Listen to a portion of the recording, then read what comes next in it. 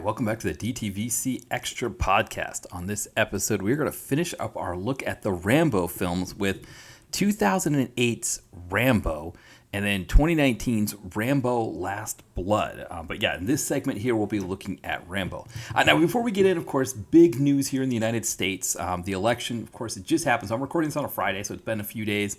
Or I guess a couple days, whatever amount of days it's been since the election where Trump he won the presidency again. So he's going to be back in office. And I have had a few people from outside the country who have reached out, done some wellness checks just to see how I'm doing, which I can totally imagine. I don't know if I have any thoughts on it necessarily beyond the fact that it seems like it's just a simple case of turnout was bad. If people come out to vote here in America, then generally left-leaning candidates win. That's just, it's that simple. And that's why the right does a lot to suppress voting. You see it here in Philadelphia where I live. I live in a more conservative voting district, and there's literally 2 polling places within 3 blocks of each other. Whereas you go to the other areas of the city, especially areas that have more African Americans, more left-leaning voters, you're going to have really long lines. They're going to, they essentially have shrunk the numbers. This happened, I believe, in the late 2000s, early 2010s, when in Pennsylvania, this was before I moved here, when Republicans took over the House and then the 2 chambers of government, of legislature, the House and Senate here, and they started redistricting things. And so that happened before I came here. But I mean, if you look at the maps of things for the voting districts, especially for things like the U.S. House, it's definitely crazy. So yeah, that's a big part of it. I think, pundits had this idea because there's a sense that the economy's bad here in America, which it really isn't, but that's the sense that I think for people voting, there's always this mindset that if the sense is the economy's bad, people will always vote the other party into power. And I think there was a mindset of, well, yes, everybody does that usually, but with Trump, with him being, found liable of being a rapist, a convicted felon, led an insurrection, generally ineffective as president, and kind of, responsible, by removing a CDC worker who was in China that was monitoring diseases there and viruses there, probably led to COVID being a worldwide epidemic. So all of these things, a worldwide pandemic, all of these things, people thought that would trump, no pun intended, the idea that if the economy's bad, people will vote for the other party. Didn't work out that way, right? So you had that combination of people voting for the other party because of the thinking the economy's bad, especially in rural areas, and then here in cities, just people not coming out to vote. And the not coming out to vote, I think that's more that you can blame on the party in power. I think that was more them just not doing enough over the past 4 years to make people feel like they need to come out and do this again. So there's that piece as well. But that's really kind of it. I mean, we'll kind of see what happens here in the coming months. But I think overall, I think for people that live here in the U.S., I think it's good for our podcast maybe to be a bit of a safe space where you don't have to worry about any of that stuff. You can just come here and listen to me prattle on about Rambo or whatever, or, with my guests, prattling on whatever movie. So that'll be the plan. That'll be kind of what we'll do going forward. But I also know, too, that we have a lot of people from outside the country who listen, and I think they are curious about how these things happen. Like, how does America just do stuff like this? I think, I saw a comment on a YouTube video. I think it was Jon Stewart's YouTube video. Somebody from Kazakhstan is like, we live in an autocracy. We want the right to vote. Like, why would you vote an autocrat into power? To be honest, I think it's because a lot of people in America, 1, don't see a lot of the news where he's kind of coming off as an autocrat, but 2, they don't believe he's going to do all of that. I think that's the other part of it. They don't believe they're voting away their freedoms. They think they're going to be able to vote again in 4 years, and let's hope that that's going to be the case, that we'll all vote again in 4 years. But yeah, that's kind of it. But anyway, like I said, we're gonna get into Rambo here. I did a good 4 minutes. I think a good 4 minutes is enough, and who knows? Probably it'll be sprinkled in future episodes, as things start to kind of come to a head here in America, and we see what happens. But I've been kind of hibernating with some NHL hockey. I've been watching some games here in America, and then Amtrak, the local train service, which who knows what's going to happen with Amtrak when Trump's in power, because Biden used to ride the train when he was a senator. He lived in Delaware. He's from Delaware. And so Delaware is kind of close to Washington, D.C., if you're looking at a map here in the United States. And he would take the train from D.C. to Delaware. So he was like big on boosting train train travel here. So obviously that's a big reason why I was a huge proponent of Biden, beyond the fact that the other guy led an insurrection, was a rapist and a convicted felon, all those other things. But anyway, and of course Biden wasn't running this time. Kamala Harris wasn't really saying anything about what she was going to do for train travel. But just the same, Amtrak is having a sale, and so I'm good. Go check out a game, a New York Islanders game, which I've never seen a game there before, so I'm excited for that kind of thing. Next week, my brother and I are going to do a double dip in Boston. So if you're not familiar with how basketball and the NHL work here in the United States, they generally share arenas. So you'll have the basketball team and the hockey team will play in the same arena, and my brother and I got tickets to go see the Boston Bruins, the NHL team. They play in the afternoon, and then in the evening, the Boston Celtics play. Now, I've done that double dip once before. My friends and I, we did it the day after Thanksgiving, because it used to be an after Thanksgiving tradition in Boston that the Bruins and Celtics would play on the same day. So we did this, I think, in '05. I think is when we did it. So it's been a while. It's been almost 20 years. But my brother was interested. My company is based out of Boston, and so they had a certain group of tickets that we could buy. So I was like, all right, let's do it. Let's make it happen. So I'm kind of excited for that. So got some NHL coming down the pike for me, and so it means I also haven't been watching movies as much lately either, because ESPN2 or ESPN Plus, which I get as part of my Disney Plus package, they have every out of market NHL game. So I can just throw on a Penguins Capitals game, or a Predators Dallas Stars game, Nashville Predators Dallas, whatever, And so if you're not interested into NHL hockey, it is an interesting sport.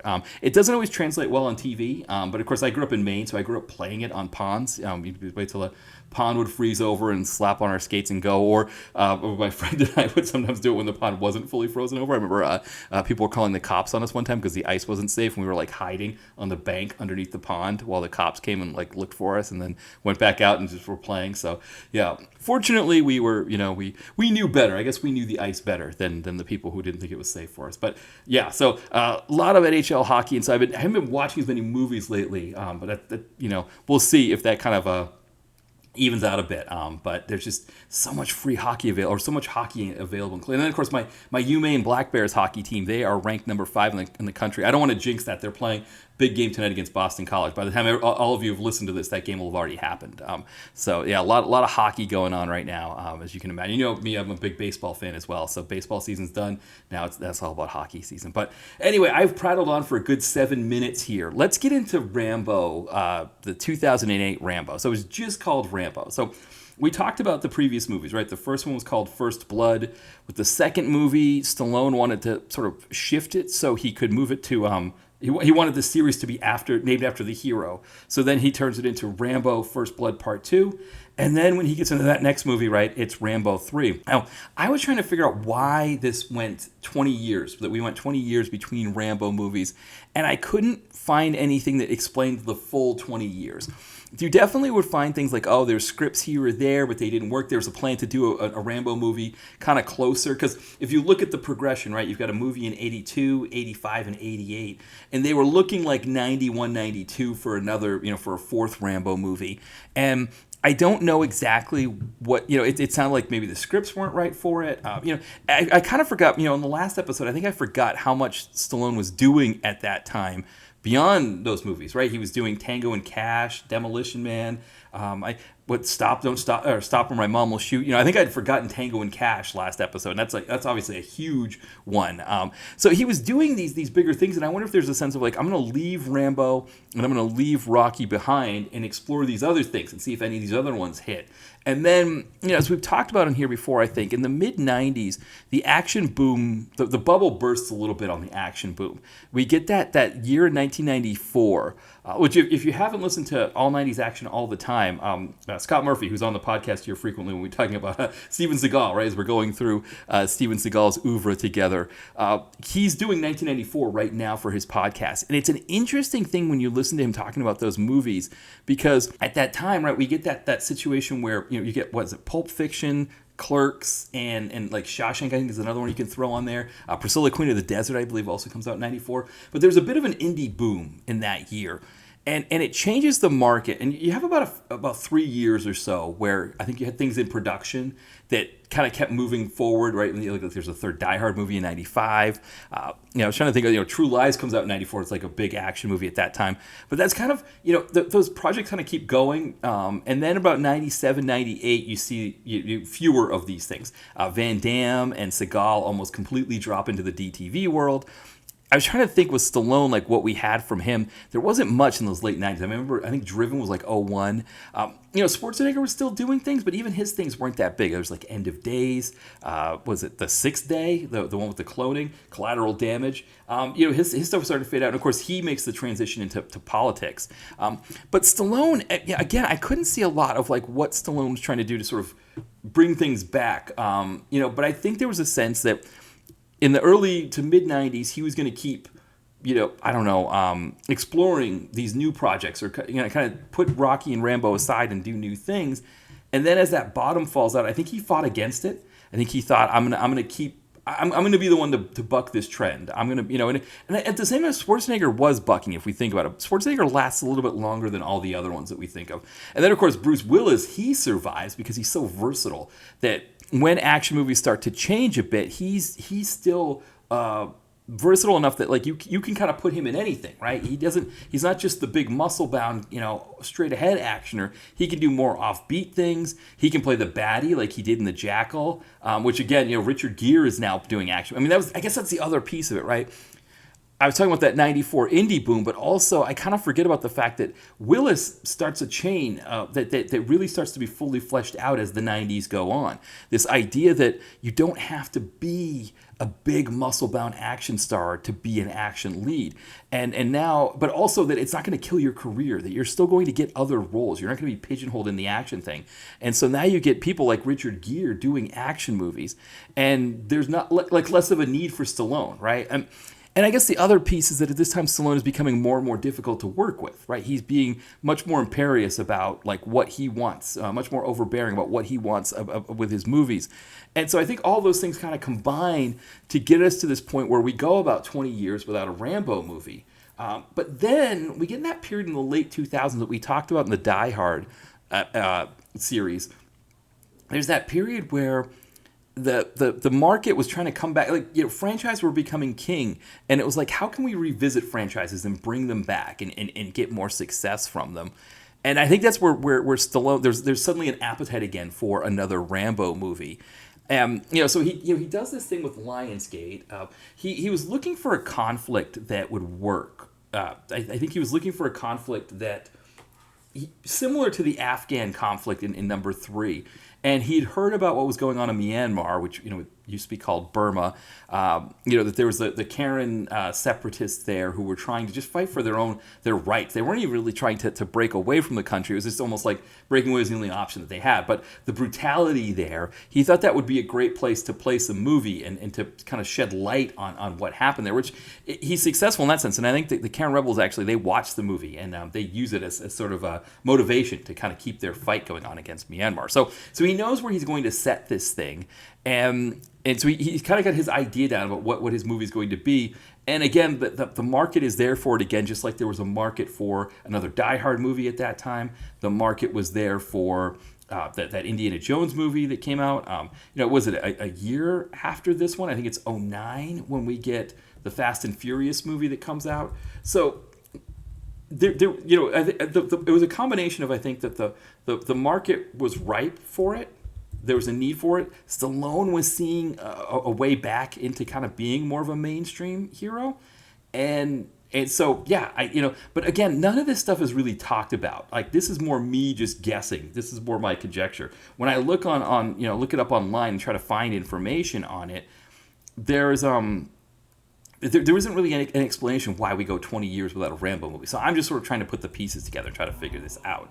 Now, a few things about this movie. I mean, it has a budget of about $50 million, so it's not quite as expensive for that time, compared to some of the previous ones. I think it was the second or the third one that was the most expensive movie to that point. And so this is not in that range.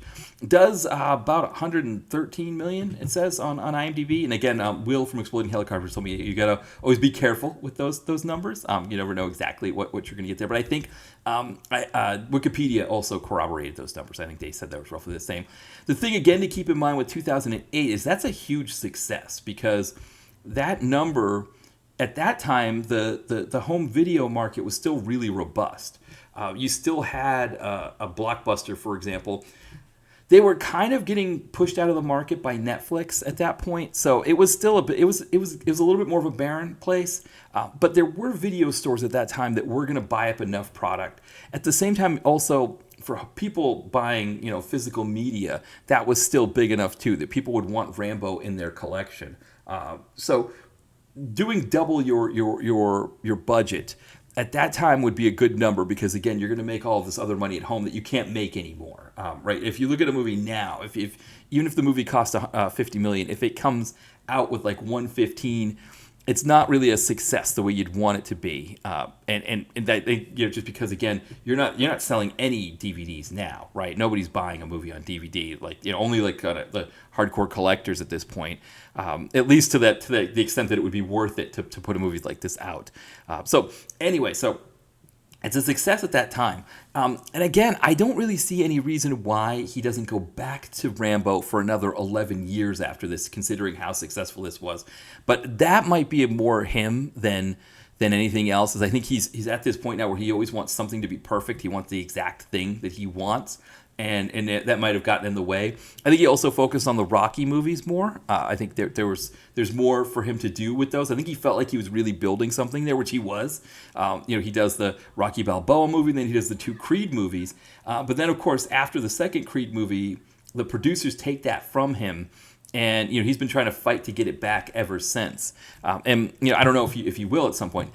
We've talked about this, that like Michael B. Jordan talked about creating a Creed verse, where I think like Dolph would do an Ivan Drago movie or something like that, but there'd also maybe be TV series and things like that. And we would know that as being a Rocky verse. But the fact that Michael B. Jordan can say that he can go on in an interview and talk about building a Creed verse as opposed to a Rocky verse shows how much that property has been taken from Stallone, whereas Rambo is still his. We probably could talk about a little bit about it when we get to the next movie, how that's changed a bit. But for right now, because the guy who wrote the first Rambo book, wrote First Blood, he liked this movie. He really appreciated it. So, yeah, why don't we get stuck in on this movie a little bit here? Now, I first saw this one. It came out in 2008. I believe I saw it in 2009 with my friend Mike Palos, actually, who listens to the podcast from time to time. We watched it at his place on demand. So you go through your cable box and you pick it up and you rent it. I think that was how we did it. I think he rented it and we watched it. We both loved it. We thought it was a totally fun time. It was kind of one of those deals. It was like bringing action movies back. And I think we always think about the Expendables in 2010 as bringing the old school action movie back. But I think this is kind of Stallone's first foray into that. And I think he must have known when he was making this that he was doing something that could lend itself to him moving on to an Expendables movie. That's another reason possibly too why he left Rambo aside for a bit, was that he was exploring the characters in the Expendables, right? Because he makes 3 Expendable movies in between when these 2 Rambo movies come out. So that could be another piece of it. But yeah, we really love this one. The Myanmar conflict, that was one that I was familiar with. I had read up on it. I went to graduate school studying international relations in 2005, 06. And so, I had been kept abreast of some of those things. Of course, when I was an undergrad too, that's how long the conflict has been on for, the Myanmar conflict there. Or not, I shouldn't say conflict. It's a oppressive regime that is trying to commit full-out genocide on the Karen people that live, I guess, kind of in the border area. I'm not sure exactly where in Myanmar they live, but they were kind of fighting to get their freedom. But yeah, it's the kind of villainous regime that lends itself. It's kind of like if you can't use the Soviets anymore, the Myanmar regime is one that you could really substitute in well there. So the story starts with Stallone is he's working as like a snake wrangler. So he's got this boat. And he takes his boat upriver and just grabs snakes and puts them in bags and gives them to some guy who has a show with snakes. So one of the things, of course, about this is this kind of furthers this theme of Stallone's not a big fan of animals, right? He treats animals poorly. I mean, the first movie, right? Remember the Dobermans that are being sent by the sheriffs? They attack him, and then we hear them whine off camera, meaning that he killed them. So he's killing dogs in that one. In the second one, not so bad. He just kills the chicken, right? And then he uses the blood of the chicken to lure the baddies that are chasing him into a trap, and then blows them up. The third one, right? He plays that game where you take like the dead sheep and you just kind of drag it around while you're on horseback, So yeah, that's what the sheep's life is there for. It's you kill the sheep and then you drag it around. That works. And then in this one here, right? He's mistreating snakes. I mean, I get it, right? I mean, I know like I was reading about in Guam recently. There's like some sort of like brown snake that I guess in the 40s got on a cargo ship and has just taken over Guam. It's killed off the entire bird population there, which then means that like the spider population has exploded in Guam. So if you don't like spiders, if you're like me and you don't like spiders, Guam is not a place to go. You want to stay away from there. But they're trying to combat this snake, and I guess this snake is like so invasive. Like they built these bird houses for the remaining bird population, and they kind of like have these like slick metal poles on them. And I guess the snakes have a way of coiling themselves around the pole and then inching themselves up. Like you think about like in school, if you had to like climb a pole or something, and you'd kind of inch, you kind of like kind of scrunch your legs and go up and then extend and then kind of do that. I guess the snake can do that. So yes, I guess in that case like that, yes, if you need to mistreat those snakes to get them off that and that property, I guess that's really that an island or something like that. But in this case, it's like a cobra's just kind of hanging out in the jungle doing its cobra thing, and it's like, why can't you leave it alone? But that's how Stallone makes his money, mistreating snakes. And anyway, I got Father Intentola from Sopranos. He is running this missionary group that is getting supplies. The actor's name is Paul Schultz, but I'm just going to refer to him as Father Intentola from here out. Hopefully that is okay with everybody. I just Sopranos fan, and he's great as that guy. I mean, he's great as this kind of character that he's playing in this. So he is this missionary, and he's leading a group of people from Colorado. One of them is Julie Benz. And so, of course, Rambo, Stallone, takes a shine to Julie Benz and is like, okay, well, if she wants me to take you all upriver to Myanmar, I'll do it. So he does, and of course, it doesn't work out well for them, so Stallone's got to go back. But then what happens is actually it's not Stallone that wants him to go back. It's character actor Ken Howard, who I try to remember what Ken Howard has been in. He only has this one scene in the movie. And I think the reason why is I'd actually read about the Rambo 3 that Stallone, when it came to finding extras for Rambo 3, they all had to be like probably like my height and shorter. They had to be like under 5'7", because he doesn't like tall people around him that make him look short. And I think that's why he got Ken Howard. I think Ken Howard's like 6'7". He played basketball in high school. And then I remember online I found an interview that he did with Dr. J where they were like playing some one-on-one. And of course Dr. J was schooling him because that's what happened. But you see how big he is, that he could even pretend to defend Dr. J. So the scene that they're in, Ken Howard is like standing way off near the entrance to Rambo's, wherever it is that he lives. But they're making sure that you can't see that Ken Howard would tower over Stallone. He would just be, I think Stallone would come up to like his chest, and they're like, yeah, we're not going to show that. And I think that's why Ken Howard only has the one scene. But anyway, he runs the missionary in Colorado, or he runs the church in Colorado. He shows up and says, hey, I heard you knew where they were dropped off. I've hired some missionaries, not missionaries, mercenaries to rescue them. Will you take them upriver so that we can find out what happened to them?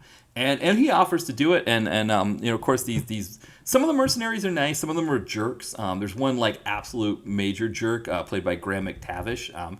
He just was like he was like reveling in being the jerk guy, but he was doing this jerk routine that John Crossman, after we died, he's talked about this before, that I think when you go to pubs in England, I think you get them here in America too, this jerk routine where this guy is sitting at the bar, generally an older guy, like this McTavish character is kind of a little bit older, but not so much older. But anyway, they start like ranting about stuff, but they rant about stuff in a way like they want to pull you in to talk to them, And McTavish is like, he's like complaining about like, oh, these people, they just let them all kill each other. What do you think? And then Rambo just stares at him, which you could see Rambo is probably someone who's dealt with a lot of annoying people at bars, And I think John talked about like doing a show about those kind of guys called "You'll Be Shitting Your Tits," just like telling those people to shut up, and it's like showing them at the bar, and then like kind of slap it on the screen. You'll be shitting your tits, and like I think that would be perfect for that. But that's who this character is, Anyway,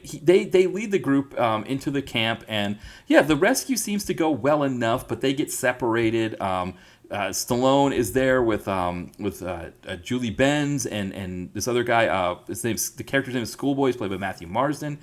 They get separated, and then the rest of the group is kind of trying to get back to the boat. They've saved Father and Tintola and a few other members of the crew. But there's kind of this whole big denouement thing that happens at the end. This sort of this collision course to wackiness, because the baddies aren't going to let them leave that easily. And at some point Rambo, he just gets a hold of this massive gun and just starts blowing people away, and they just start exploding all over the place. And I remember my friend and I, when we saw that scene, that was it. We were good. That was beautiful. That's what you want, right? That's what you need out of a movie like that. It's just something absolutely beautiful like that. So, I think 20 years later, if you were going to say, okay, it's been 20 years, does Stallone need to make another Rambo movie? If this is the movie he makes 20 years later, it's worth it. This movie, I think, was worth all of that time. There are some interesting elements to it. I think the big thing is that my understanding of who John Rambo is that he is someone who would have aged gracefully. That he would have welcomed gray hairs, welcomed wrinkles. I'm sure he would have kept himself in shape, because he still would have seen himself as his body as a weapon, and he would have been in shape still.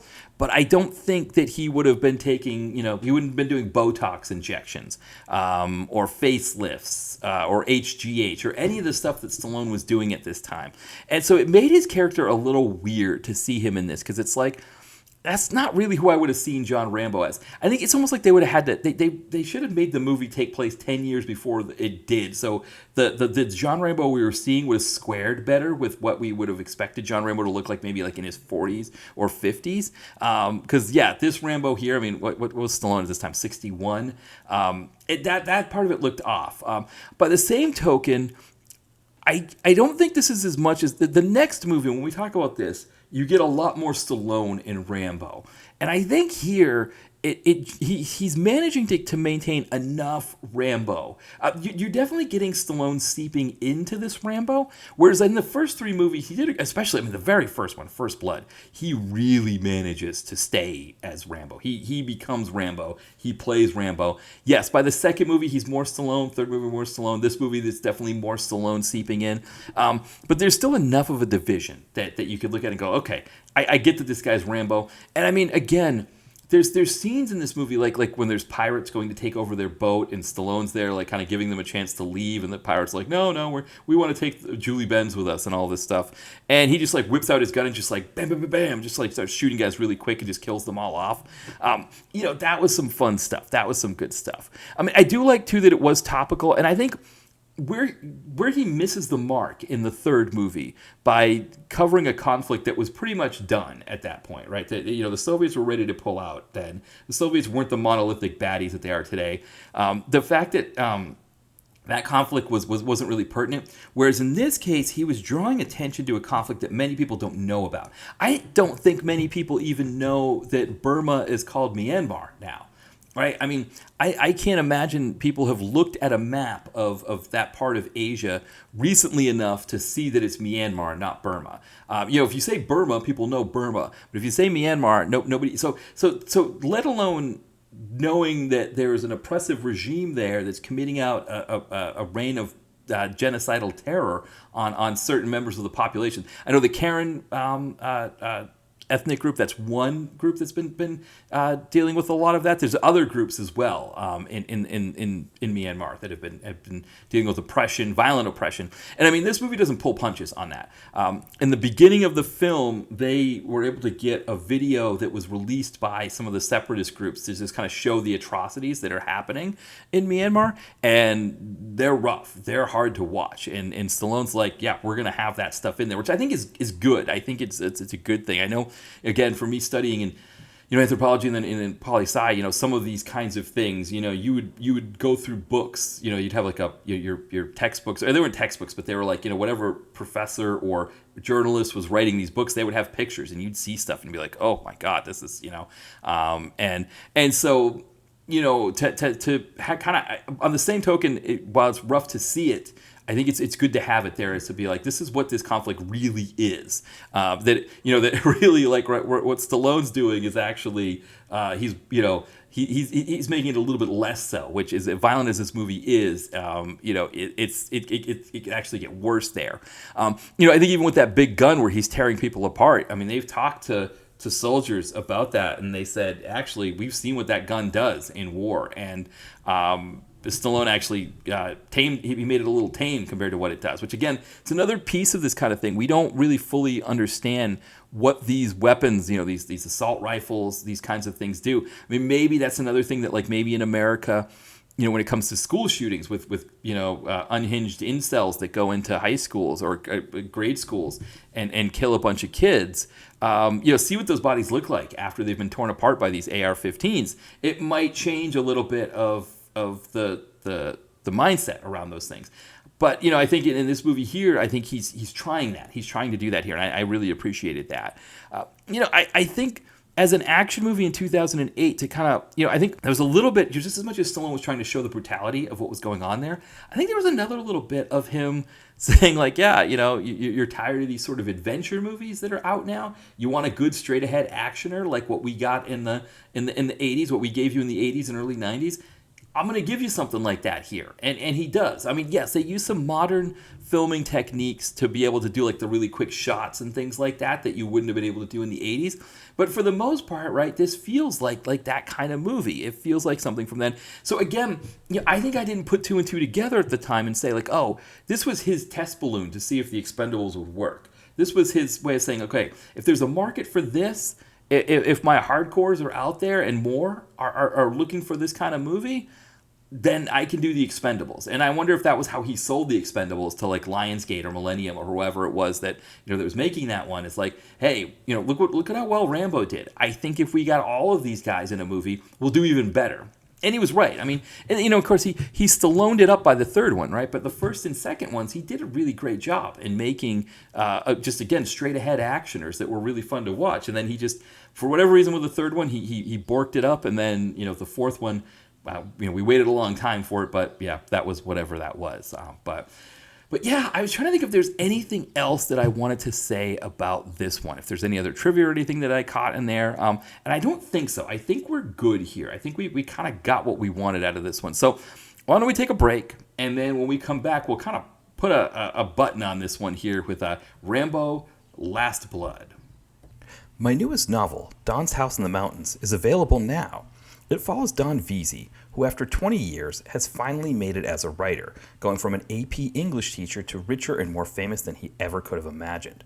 In the process, his wife Lois, feeling alienated and resentful of her husband's success, has filed for divorce, forcing Don to move to a house in the White Mountains of New Hampshire. With time alone to reflect, he's able to see how his new wealth and fame has affected his life in ways he never expected. Maybe the biggest of these is his new house, which is bigger and nicer than anything he's ever had in his entire life, but the longer he lives there, the more he gets the sense that it might have magical powers. But that can't be right. A house can't have magical powers, can it? Pick up Don's House in the Mountains today. You can find it at Amazon in paperback and in Kindle. All right, we are back, and we're going to wrap up this Rambo thing with Rambo Last Blood. So it's now 2019, and so this is when this movie. So it's about 11 years after. Looking at Stallone's IMDb bio, kind of in between that window, you can see, like, yeah, it's definitely Expendables. That's kind of where he's focused. So the Creed movies come out around that time as well. So the first Creed is 2015. The second one is 2018. So he's also doing those escape plan movies as well, and then appearance in Guardians of the Galaxy. So he has kind of looking at other projects. And kind of, I don't know necessarily that he's got Rambo on hold, but I think he was looking for the right script for that. I know there were some other issues that came up as well. Like he found a script, he liked it, didn't like it. Other people weren't fan. There was a lot of stuff like that going on as well. I guess that could explain why 11 years comes and goes really quick. That he goes 11 years in between that.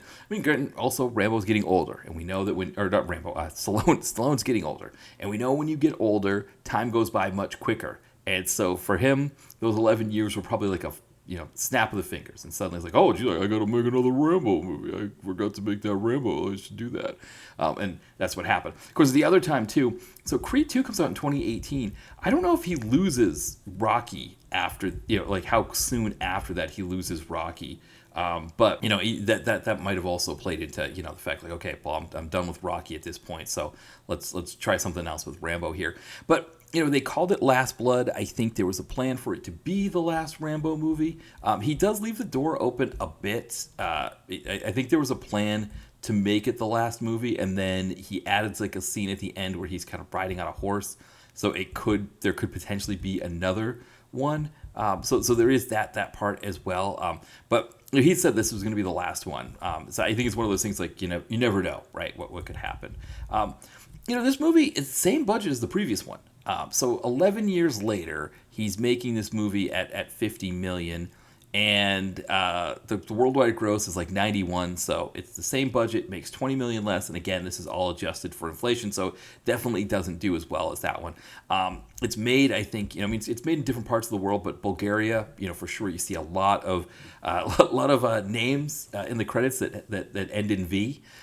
I think the Bulgarian team that made the football team that made the World Cup semifinals in '94. I think 21 out of 22 players on that team, their last names ended in V. And we know as fans of like Seagal movies, right, that when you go through the credits and you see that, you know where the movie was made. So the fact that we've got a Rambo movie that is being made in Bulgaria, but it's taking place somewhere else, right? It's taking place in America and in Mexico. That's a big thing too, I think, that this is the kind of funding, this is the kind of movie that he's able to put together here. One of the things I forgot to mention about the previous one, about Rambo 2008, that was action directed by Chad Stahelski of the John Wick films. So something I kind of a point there. That's not what happens here, right? He doesn't have somebody at that level.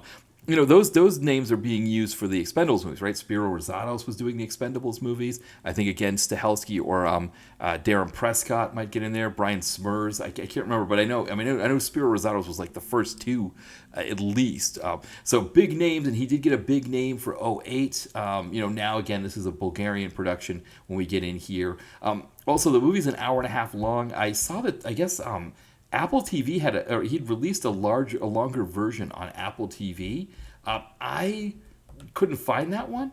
So the one that I got on Tubi was the 90-minute version. The other thing that's interesting, I kind of forgot to mention when I got into talking about these two movies, is that they're on Tubi, and then just out of nowhere, Tubi got rid of the 2008 Rambo. I believe this one is still on there, but they could get rid of it at any time as well. I kind of watched them both really quickly on last week, just so I could watch them before they were done. But by the time I went to go get images for Rambo to use on the social media, it was already gone. Tubi had gotten rid of it. So they get rid of these things quick. And I didn't see if it was anywhere new at this point, because I don't think Paramount has the rights to these two movies. They're Lionsgate Films, Millennium Films, something like that. So they weren't going to be available. But anyway, but this one, I was looking to see if Apple TV had that longer cut, and they didn't. So I just watched this 90-minute cut of this film. Why don't I do a basic synopsis of this? At this point in this film series here, in this last film here, John Rambo has been completely replaced by Sylvester Stallone. So this is Sylvester Stallone, just using the name John Rambo, but he's being Sylvester Stallone, and he He's living in Mexico. I don't know exactly the relation that he has with. There's a woman who I believe is the grandmother of a young woman who is his niece. He calls her a niece. I don't know if it's like maybe his sister's daughter, something like that. But anyway, this niece has a father living in Mexico, and she decides when she's like 18 that she's going to go on her own to Mexico. She's going to drive down herself and meet this father. Stallone says, no, you shouldn't do this. It's not good. He wasn't a good man. I don't think it's good for you to do. She says, oh yeah, I'm not going to go, but she goes anyway. They discover that she's gone missing down there. Stallone goes to find her, finds out that she's been captured by some traffickers who I guess, I don't know if their plan is to like keep them as trafficked in Mexico. I think that's the idea, is that they're supposed to be down there. I don't know if they're going to move them to America or something like that. But he shows up with a whole gang of them there just in the middle, and they beat the crap out of him.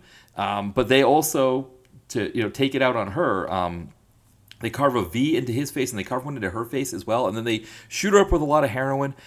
He finds out where she is. After he's been nursed to health a few days by Paz Vega, who is a journalist down there.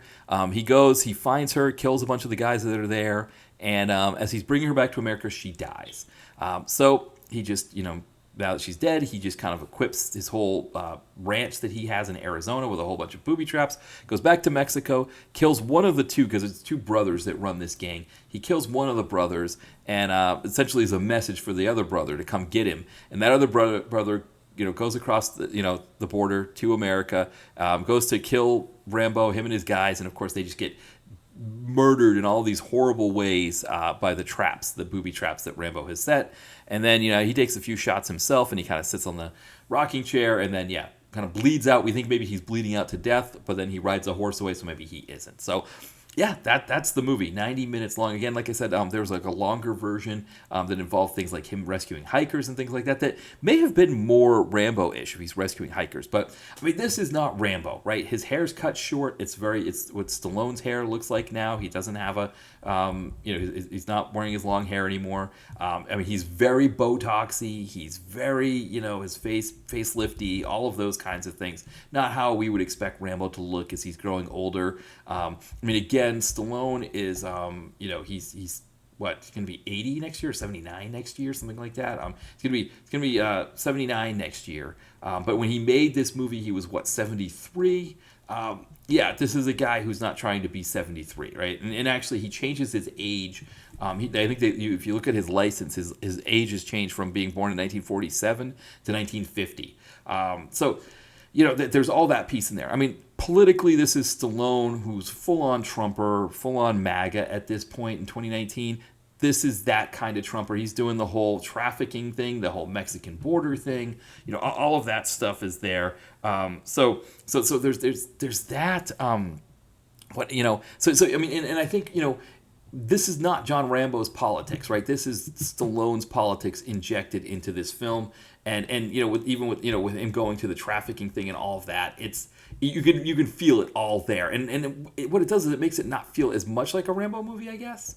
But the political piece aside, I think the movie itself kind of has some story holes that, for me, make this one sort of like the least of the favorites of mine. I don't like this one much because of these story holes. The biggest story hole for me is that he just walks into this, essentially in the middle of all of these guys and lets them beat the crap out of him almost to the point that he's dead.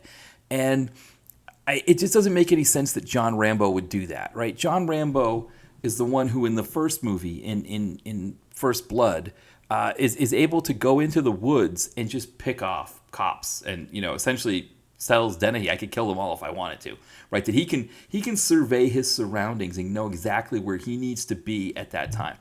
Similar to The Punisher, right? We think of John Bernthal's Punisher, and I think there's a scene where Karen Page, I can't remember the actress who plays her, but the writer, the journalist who's following him, and she makes a comment to somebody else like, could you imagine Frank Castle going into a building without knowing how he's going to get out? And I think that's exactly what Rambo would do, right? Rambo would not go into a situation not knowing how he's going to get out, not knowing how he's going to dispatch of everybody.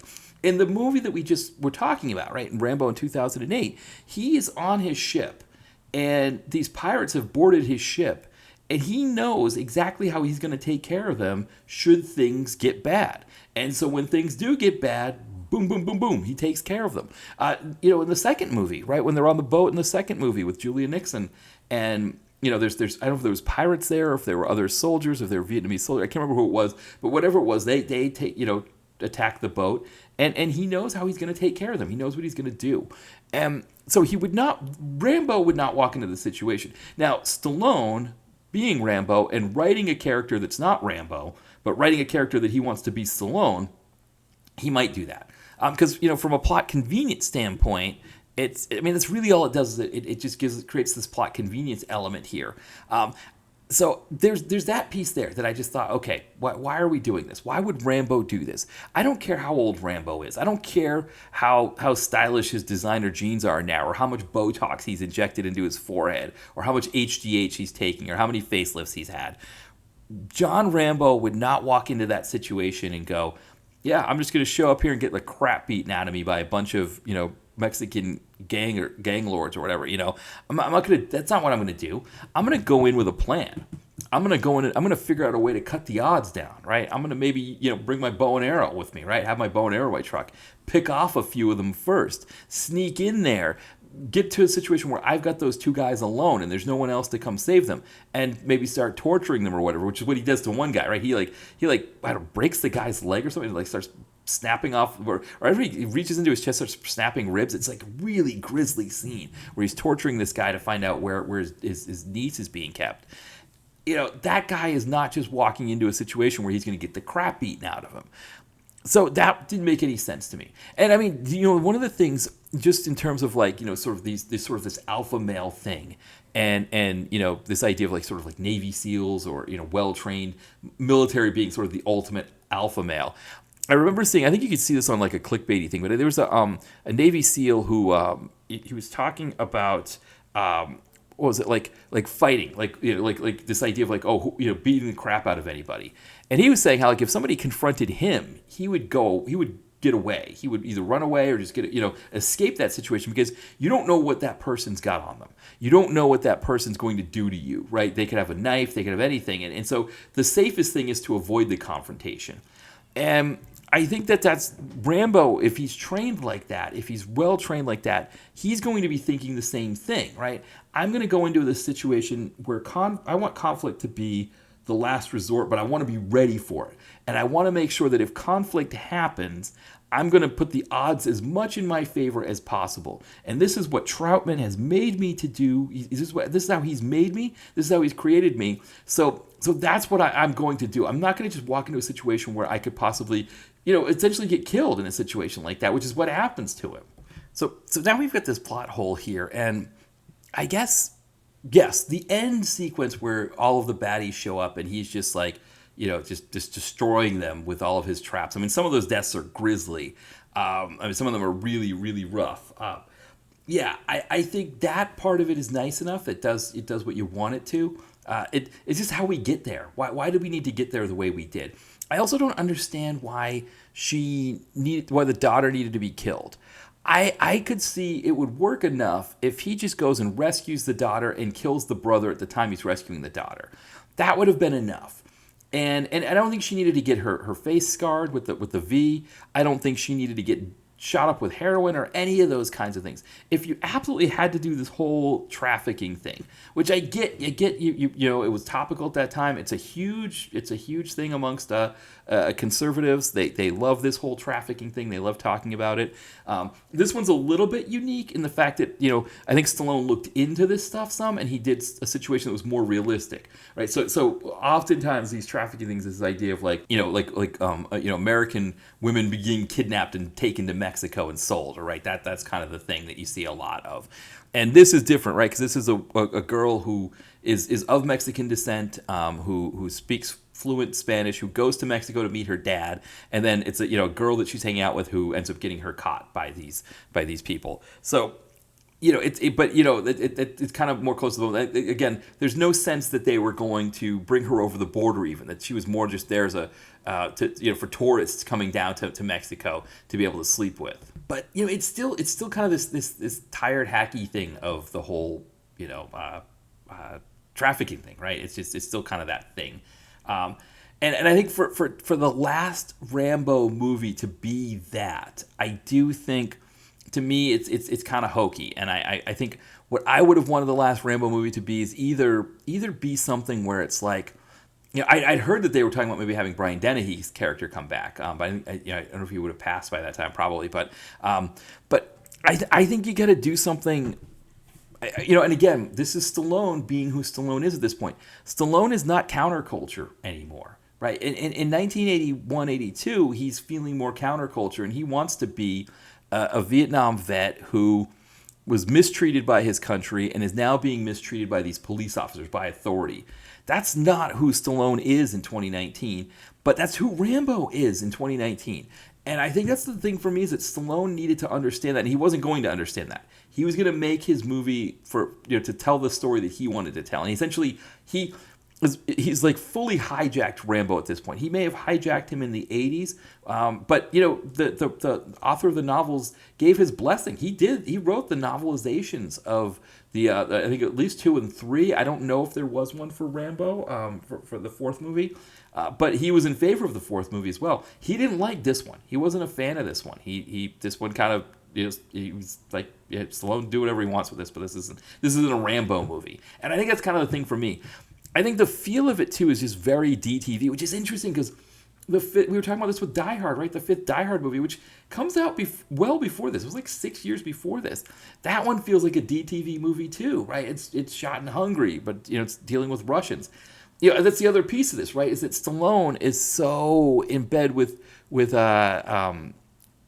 Trump at this time that he can't have Russians as his baddie anymore, right? Which is such a fascinating change in this, right? That Trump is getting reelected here in America, and the Ukrainians are afraid that America's not going to back them in their struggle against Putin's regime.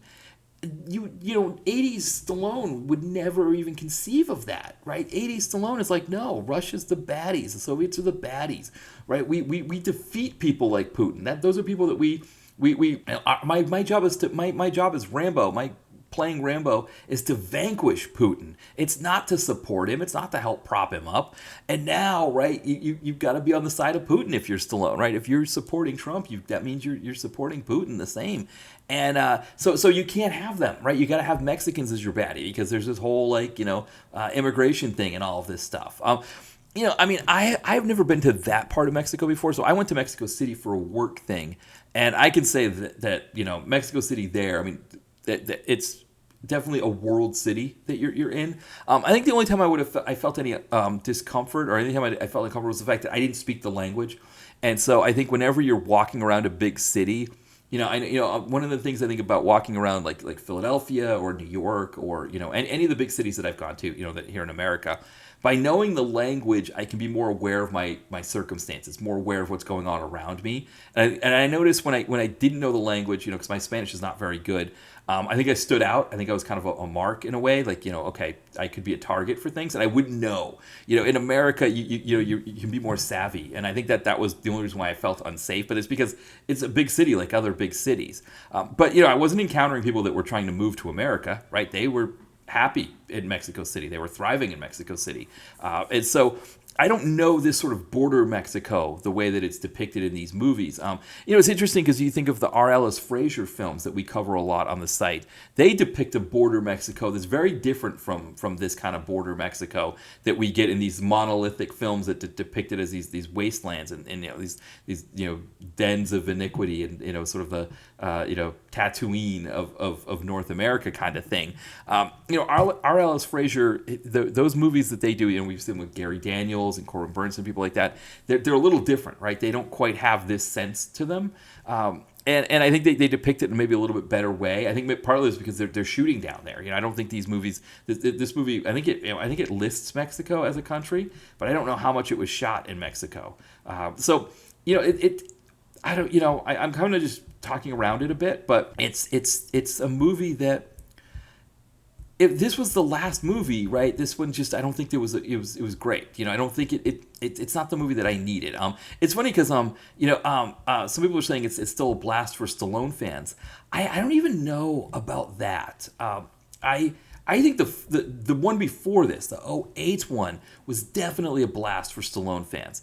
But this is like, okay, this is sort of the tired, like, new Stallone that we don't always know that we need. Again, the final action sequence worked. And I do wonder if this movie didn't have that sort of that hole in the story that I was complaining about, if the political elements of it and the hackiness of that stuff, if I could have gotten past that. And I think I probably could have. I think it would have been okay. If instead of him just showing up in the middle of the gang and they beat the crap out of him, they beat him within an inch of his life and he has to get saved by Paz Vega, if they had gotten rid of that piece, and instead it's more like him, finding the right time when, like, there's fewer guards, and he picks some of them off with his bow and arrow. Then he goes in and saves his niece and kills one of the two brothers, and he comes out and he brings her home and she's safe, right? She's okay. But then that other brother's like, no, I'm coming for revenge, and he comes to get him. I think it would have been a better story. I think it would have fit better. It would have worked better. And I think I would have enjoyed it better. It would have felt like a better denouement to this thing than we got. I mean, I think ultimately the denouement that I would have wanted was him in the woods. I think I would have wanted, bring it full circle. Have him dealing with corrupt cops in the woods. I think that the best movie for Rambo, the Rambo movie that I think that we could have had, would have been him in the woods and, like, corrupt park rangers who, like, steal money, right? Or maybe that's what it is, something like that. And he's like, it's like this thing where they know the terrain better than him, but he knows fighting concepts better. That would have probably been a better movie. It would have been a better end to this thing. But I don't know. I do think he also feels like he didn't pull this one off. I think he knows that he didn't quite get this one right. And I think one of those things, right, where one, you're unchecked creatively, you can do whatever you want. And so you let your personal biases and your personal politics creep in. That sometimes causes that issue. And I think maybe if he'd been able to take a step back and say, okay, what if I remove all of that? What if I just don't do any of that? Again, like this idea of the back the blue, right? Because, the Black Lives Matter thing was big at that time. This whole back the blue. I don't think you'd want to go back and explore what he talked about in the first Rambo movie, because if you're a big back the blue kind of person, you can't do that first Rambo movie. Because the thing about that first Rambo movie, the thing about First Blood is that those cops are not corrupt. They're just assholes. They're just shitty people. And the reality is that, like, of policing in America is that you can be a shitty person and wield a lot of power. And that's what happens in Rambo. And they get a bit of comeuppance, right? Not full-on comeuppance, but they get a bit of comeuppance for being shitty people. And you can't be a back the blue guy and do that kind of story. I don't think it works. So you got to do this whole Mexican border trafficking thing instead. I think you could, if you'd made them corrupt cops, I think it would have been okay. I think, again, because what's the thing that back the blue people tell you about cops? Well, just because there's some bad cops doesn't mean they're all bad. Tell that story. Tell that story of they're not all bad, right? Like, maybe he teams up with a police officer. Maybe Paz Vega's a good cop, right? And she teams up with him, and they kind of take out these bad, corrupt cops, And I mean, who would the bad, corrupt cops be? I mean, Robert Knepper would be a fantastic bad, corrupt cop.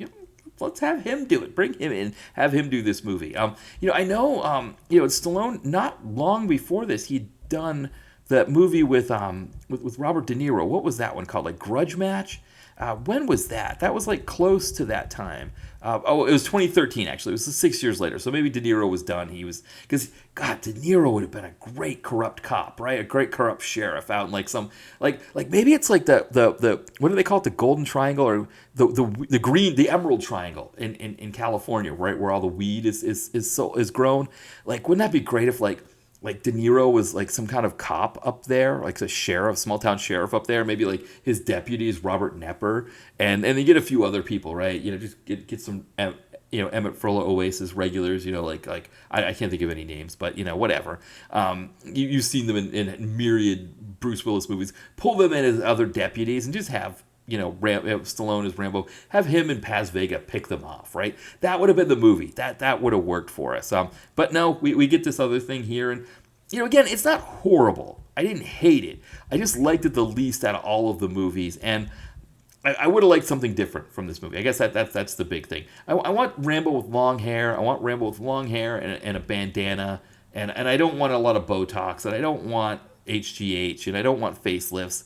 I just want Rambo, and get it there with the bow and arrow and just start picking people off. That's what I needed. But this was the movie we got, and as a result, I mean, it still does well, but not well enough. And again, the thing to keep in mind too is that in the 11 years between when this movie comes out and the previous one came out, the physical media market has changed completely. Right, this is a movie that needs to really make money in the theater, right? And so the fact that it only pulls in double its budget is, it's enough of a win for Lionsgate. But at the same time, Lionsgate has had big wins with the John Wick movies during this period. They'd had, what did they have? 3 of the movies I think had come out before 2019.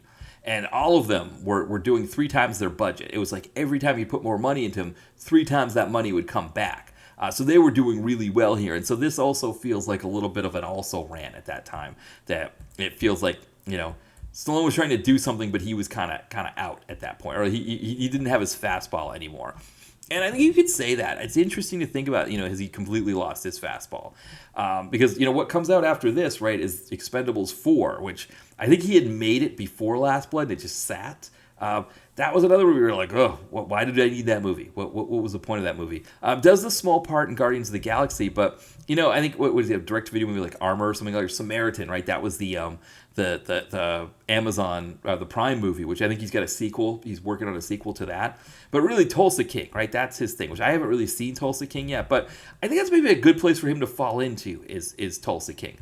Instead of trying to keep, I think after 2019, I think he can probably say like, okay, I've finished off these characters. I know he wants another bite of Rocky. Maybe he'll get another chance. But this is maybe a good place for him to say, okay, I'm gonna start working in TV now. And I did one more Rambo movie, but that's it. I'm ready to call it a day. And yeah, I just wish that if he was going to call it a day, or and again, he's not really calling it a day, right? I think he's got like 8 projects in development, so he's going to keep trying to make movies until he passes, until he can't walk anymore. He's going to keep making movies and keep trying to be this big guy, which. I guess, Clint Eastwood did the same thing, right? Clint Eastwood is 90 and he had another movie come out. So, more power to him. But I think the one thing that I would like to see is maybe a reset. I'd like to see him maybe get out of this, this obsession with political stuff, which it seems like once you get into the Trump stuff, you get obsessed with it. I mean, John Cross from After Movie Diner, episode we're going to be doing, Robert Davi's in that movie. We were talking about that with him, where it's like all of Robert Davi's tweets are about Trump stuff. And it's like, what happened to the guy, Johnson & Johnson? I mean, he followed me on Twitter, and I followed him back, and as we were mutuals, and he commented on one of my reviews of a movie that he was in, a Dolph movie. I think it was Blood of Redemption, and he commented on my I was talking about his part, his character, and he commented on it. So I think that's part of it. Is, these guys, when they get into this Trump stuff, they get obsessed with it. It becomes everything. And it colors their ability to make movies, I think, to some extent, especially when they're their projects that they want to make themselves. Again, I haven't seen Tulsa King. Maybe that's not true about Tulsa King. Maybe it is. It's kind of outside of that. Maybe he kind of got this thing out of his system, and he's not really doing that as much more. Because I haven't seen a lot of his newer stuff to be able to know either way. But that's how this one felt, unfortunately. So. Yeah, I guess, I mean, I don't know if I got anything else to say. I mean, going back, this is, again, the 5th of the 5 movies. I think those first 3 Rambo movies, there's just really not a lot like them in the action movie world. Yes, I mean, there's definitely ripoffs. There's definitely attempts to remake them or make similar movies. But those 3 movies are just fantastic. And they did such a huge, they were so influential. It's sort of what we got from action after. But it's fascinating that, 88 was the year of Rambo 3. That's the same year as Die Hard. And Die Hard's like a 10th, rated movie, or the 10th highest grossing movie at that time. And Rambo 3 is further up there. But the Die Hard, not necessarily the Die Hard paradigm in the sense of guy stuck in a building and trying to get out, against, the fly in the ointment kind of thing. Yes, that paradigm was used a lot. But I also think the paradigm of let's pull a guy who doesn't usually do action and have him do an action movie. That should work just as well as anything for us. That paradigm takes over in the 90s. And I think Stallone has been struggling with it ever since, and he's had a few successes. The first two Expendables movies, the Rambo movie that we were talking about, some of those Rocky movies, the Creed movies. He's had some successes in trying to say, like, okay. And granted, those Creed movies, they aren't, the traditional straight-ahead actioners. They're kind of their own thing.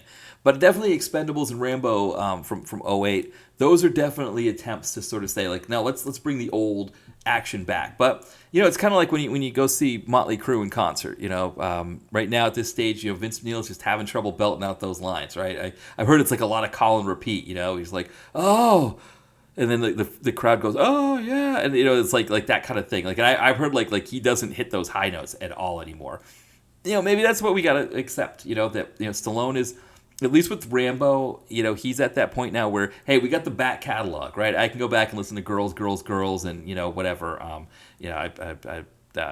Kickstart My Heart. I can go back and listen to those, especially now with Spotify, right? I can listen to the Crew's whole catalog, and I don't necessarily need to see the Crew in concert and have Vince Neil struggle with the lyrics for me. Just like I don't necessarily need to go back and watch, Rambo: Last Blood and see, all Botoxy and HGH and facelifty Stallone giving us his, conservative, politics on trafficking and all of that stuff. I don't need that. I can go back to those first three, which those first three, especially the second and third ones, those are very right-leaning as well. But different kinds. Actually, I would say the second one isn't as much as the third one.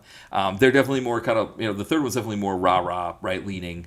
But not like this one here where it's kind of, the really, really steeped in the politics of the day.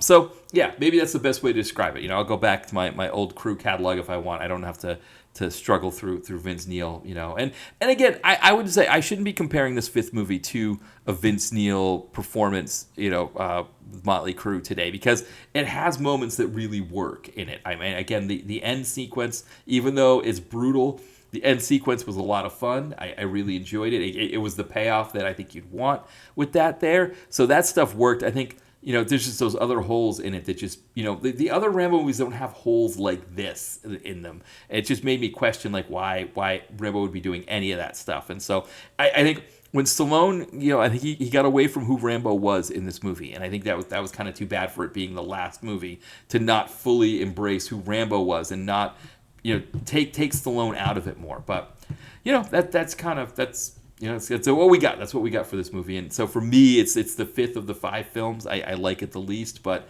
there's definitely elements in it that I think you can have fun with as well. So yeah, I think we're done here. Why don't we wrap up? And so as we're wrapping up, just a couple quick notes. My newest novel, Don's House in the Mountains, still available. Pick that one up on Kindle or Kindle Limited or paperback. What's great about this time of year. If you give my novels as a book, it's like you're giving two people presents. And this is the thing to keep in mind about all indie products. All indie, whether it's somebody's album on Bandcamp or a book, novel, somebody's indie movie, homemade products, handcrafted products. If you give those as gifts, you're essentially giving two people gifts, because the indie creative who gets that, they get the indie creative, they get a gift because they get the sale, and then the person you give it to gets the gift as well. So my novels make great gifts to your friends that like to read books. So definitely, by all means, I always appreciate it if you want to pick them up. And again, December, I'm looking to get Nadia and Aiden, my newest, my novella, looking to get that one out in December. So that's something you can also pick up as well. And then also keep in mind, not going to be on Twitter much anymore, but we are on Blue Sky. So it's dtvconnoisseur.bsky.social if you want to follow us on Blue Sky.